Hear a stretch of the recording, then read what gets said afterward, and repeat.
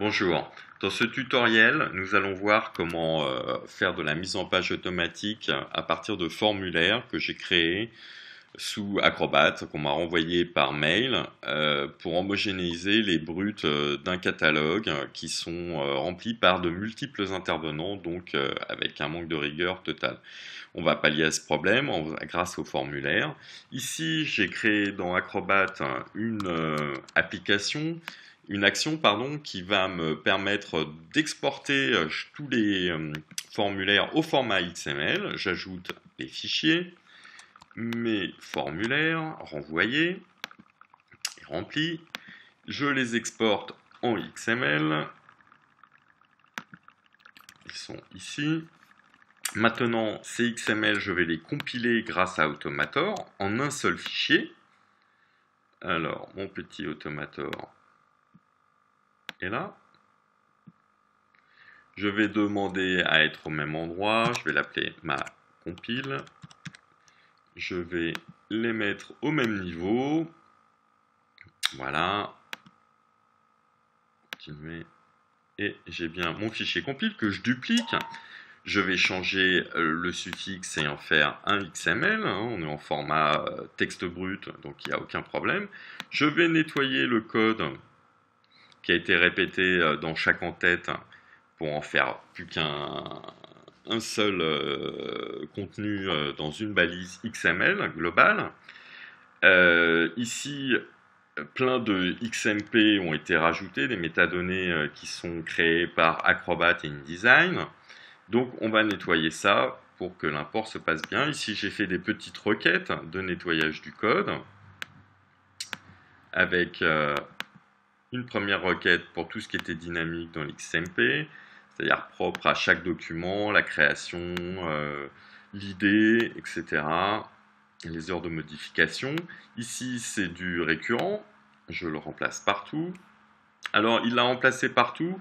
Vous voyez, on a 5 docs sur 4 documents, pas le premier, mais on le fera à la main, c'est pas grave. La troisième requête, c'est tout. Donc il me le fait toujours sur 4 docs. Et enfin, la dernière requête qui va nettoyer le code de fin, remplacer tout. Donc j'ai bien à la fin du doc une balise document et tagged PDF qui prend l'ensemble de mes occurrences XML. Je vais supprimer ce premier, les XMP du premier document qui sont restés. J'enregistre. Et maintenant, ma compile est prête. Et dans InDesign, j'ai un premier gabarit avec une mise en correspondance des styles et des balises. Balises avec des styles du catalogue.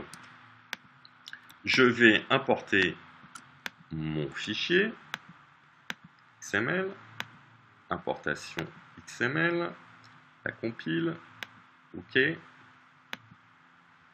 Je supprime les deux dernières métadonnées qui restaient.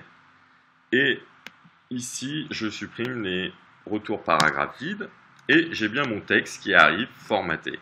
Alors maintenant, avec Multi-Font Change, on va peaufiner. On a quand même des petits soucis, c'est-à-dire, vous voyez le nom des champs qui est resté avec 2 points devant. Et puis, on va recréer des retours paragraphes dans les descriptifs pour tout ce qui est suivi de 2 points. Et puis, des paginations, des ponctuations non suivies d'espace. Ça nous fera des retours lignes comme au départ. Voilà, je nettoie mon texte. Les remplacements sont faits. Les derniers tags de style aussi. Je sélectionne tout. Je vais dans mon vrai gabarit de catalogue et importer, faire la mise en page semi-automatique. Ici, je déverrouille mon premier bloc maquette. Je colle. Je rajoute une page. Et je vais découler le reste du texte. Alors il y aura peut-être des réajustements vu que les longueurs sont différentes.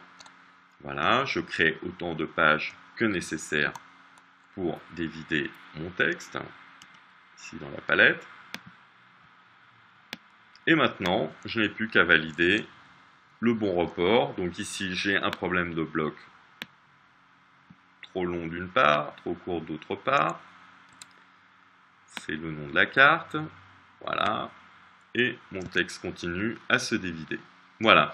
Donc on a une V1 tout à fait correcte. Évidemment, il y aura d'autres remplacements, coller des pictos à la place des oui-non, ici, des pictos nouveaux, des pictos à différents endroits dans le texte. Mais pour une V1, on est déjà pas mal. Merci pour votre attention. J'espère que ce tuto vous a été agréable.